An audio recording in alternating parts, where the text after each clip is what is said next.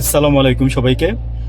আমি মাঝে মাঝে সামাজিক অবক্ষয়, ন্যায়নীতিবোধ, মূল্যবোধ, মানবিক অবক্ষয় এগুলো নিয়ে যে চিল্লাচিল্লি করি, মানে দেখেন তার প্রুফ আমি একটু দেই। সেটা হচ্ছে যে পল্লবীতে গতকাল রাতে আমি নিউজটা দেখছি যে 75 বছরের যে বৃদ্ধা মারা গেল। হ্যাঁ, মানে তার অর্ধগলিত লাশ পাওয়া গেছে।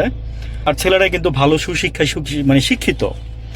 আমার আরো একটা, আমরা যে আমাদের মানবিকতা হারাই ফেলছি, আমরা যে মানে সুখে থাকতে গিয়ে যে আমরা মা বাবার কথা ভুলে যাচ্ছি, বৃদ্ধ বাবা মা। দেখেন আমার ঘরে বৃদ্ধ বাবা মা আছে। আমি মানে আসলে পার্সোনাল কথা তো আর এখানে বলা যায় না অনেক কিছু। আমরা আমাদের বাবা মাকে মানে ভাই সবাই যখন বড় হয়ে যায়, একটা পর্যায়ে চলে যায়, তখন মানে এরকমই হয়। কিন্তু দেখেন এই যে একটা মিডিয়াতে বলছে যে ওনার নিজ মেয়ের ফ্ল্যাটে থাকতো বৃদ্ধা মহিলা। আচ্ছা, একজন তো কেয়ার গিভারও রাখতে পারতেন আপনারা। মানে শৌখিনতার তো শেষ নাই, শৌখিনতা তো অনেক আছে। একদিন আপনারাও কিন্তু এই পর্যায়ে যাবেন। আমি এজন্যই কথাগুলো বললাম যে আমাদেরকে যেভাবে, আমরা যেভাবে বড় হয়েছি, এখনকার দিনের জেনারেশন সেভাবে বড় হচ্ছে না। তাদের মধ্যে মানে ওই যে আমি বলছিলাম যে আমরা জেনোসাইড চাই না, ঠিক আছে, এটা এটা ঠিক আছে। কিন্তু আমাদের যে এই যে সামাজিক দায়িত্বগুলো আছে, আপনি কিন্তু সমাজের প্রতি দায়বদ্ধ। সরকার যেমন আমাদের প্রতি দায়বদ্ধ, আমরা সরকারের প্রতি দায়বদ্ধ, সামাজিকতার প্রতি দায়বদ্ধ, ন্যায় বিচার অন্যায়ের প্রতি, এগুলোর প্রতি আমরা দায়বদ্ধ। আপনাকে এখানে কথা বলতে হবে। আপনি এখানে এই জিনিসগুলো যদি আপনার ঘরে ঠিক না রাখতে পারেন, তাহলে আপনি মানে বাকি কাজগুলো আপনি দেশের জন্য কি করবেন?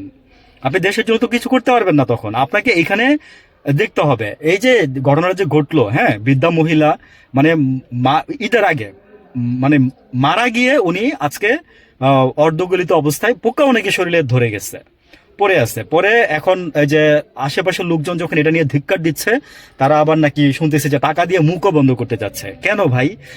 এক ছেলে যদি বুয়েটেই পড়ে থাকেন, বুয়েটের টিচার হয়ে থাকেন, মানলাম, আমি দুইটার মিলাই বলতেছি। আরেক ছেলে যদি আপনার কানাডায় থাকে, আরেক মেয়ে যদি ইংলিশ মিডিয়াম স্কুলের টিচারই হয়ে থাকে, আরেকজন যদি যুগ্ম মহাসচিবই হয়ে থাকে, তাহলে আমাদের দেশে আমি বলবো যে ইন্টারপাস বাবুর সাহেব ভালো, হ্যাঁ, তারপরে আরেকজন ভালো, তারপরে এই যে পাটোয়ারি ভালো।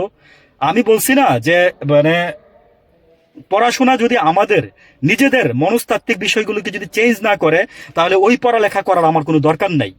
ওই পড়ালেখা আমার কোনো দরকার নাই। আমি বলছি না যে আমরা ছোটবেলায় 12 মাসে 13টা সাবজেক্ট পড়ছি। এখনকার দিনের ছেলে মেয়েরা যেভাবে শিখতেছে, বাংলা ওয়ার্ডের সমার্থক শব্দ জানে না। বলেন যে আমরা কি শিখতেছি বা কি শিখতেছি, কাকে কি শিখাচ্ছি? ভালো থাকবেন সবাই, আমরা এই জিনিসগুলোর দিকে নজর দেই, তাহলে দেখবেন যে সমাজ এমনিতে ভালো হয়ে যাবে। আসসালামু আলাইকুম।